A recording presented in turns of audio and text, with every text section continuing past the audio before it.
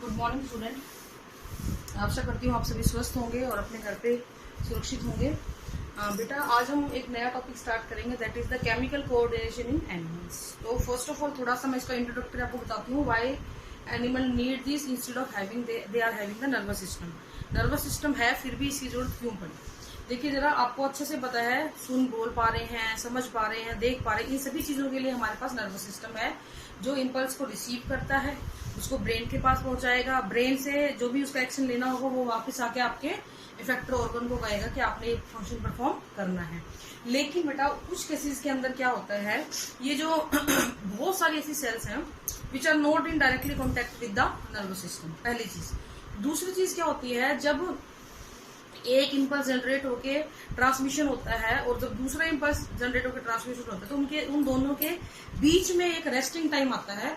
उस resting time के दौरान कोऑर्डिनेशन का क्या होगा, तो उन चीजों को कंट्रोल करने के लिए हमारे पास क्या आ गया है, एक और सिस्टम है जिसको हम बोलते हैं केमिकल कोऑर्डिनेशन। यानी कि कुछ केमिकल्स की हेल्प से हम अपनी बॉडी को कोऑर्डिनेट कर देते हैं।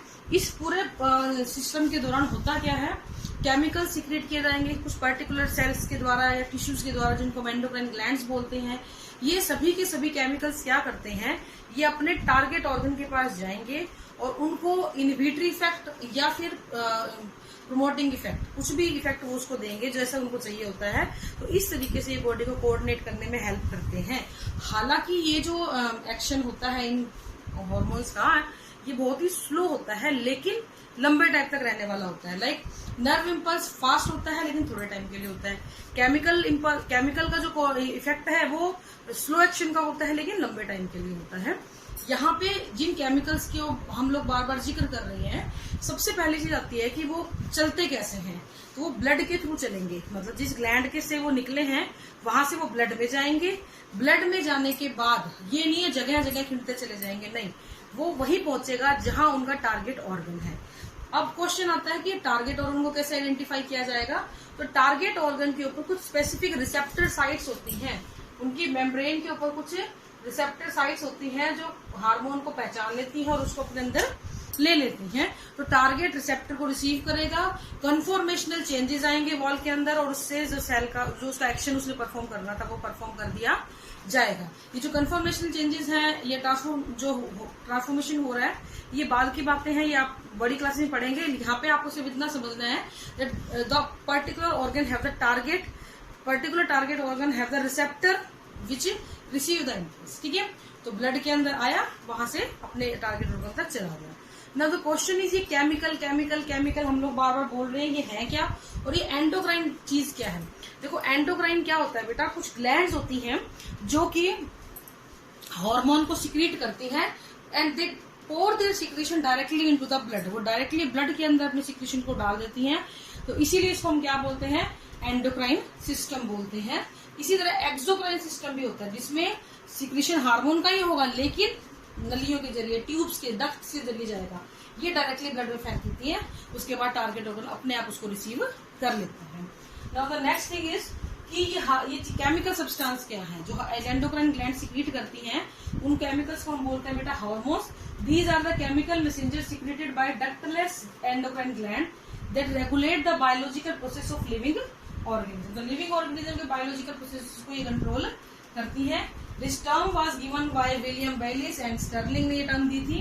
कुछ कैरेक्टरिस्टिक्स की हम इसकी बात करें तो ये ऑर्गेनिक बिहेवियर के होते हैं, ये बहुत ही कम अमाउंट में सीक्रेट किए जाते हैं, इनकी अमाउंट बहुत कम होती है लेकिन इफेक्टिव होते हैं ये बहुत। ये केमिकल मैसेंजर की तरह केमिकल की फॉर्म में मैसेज को लेकर जा रहा है। ठीक है, ये डायरेक्टली ब्लड में डाले जाते हैं। मैंने अभी भी आपको बताया endocrine gland pour their secretion directly into the blood. Okay, act only on target organ, ये भी मैं आपको बता चुकी हूँ कि ये ब्लड में रहेंगे। ब्लड तो पूरी बॉडी में फैलता है लेकिन ये किसको अफेक्ट करेगा, सिर्फ अपने टारगेट ऑर्गन को अफेक्ट करेगा। इनके द्वारा किसी प्रकार की कोई एनर्जी प्रोवाइड नहीं कर जाती है।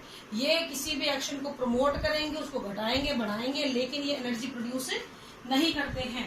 जहां पर ये उत्पन्न किए जाते हैं, जहां पर ये प्रोड्यूस किए जाते हैं, वो जगह से जहां पे इन्होंने एक्शन करना होता है वो जगह काफी दूर होती है। तो they act away from the site of production, अपने साइट ऑफ प्रोडक्शन से काफी दूर होते हैं। Use up in the regulatory action, regulatory action की उसमें होते हैं इनहिबिटरी और प्रमोटर्स। सबसे इंपॉर्टेंट बात मैं बता चुकी आपको, बहुत धीमा काम करते हैं लेकिन इनका इफेक्ट काफी लंबे टाइम तक रहता है। तो कहने का मतलब हार्मोन्स की फंक्शनिंग बहुत स्लो है लेकिन इफेक्ट बहुत लंबा टाइम तक रहता है।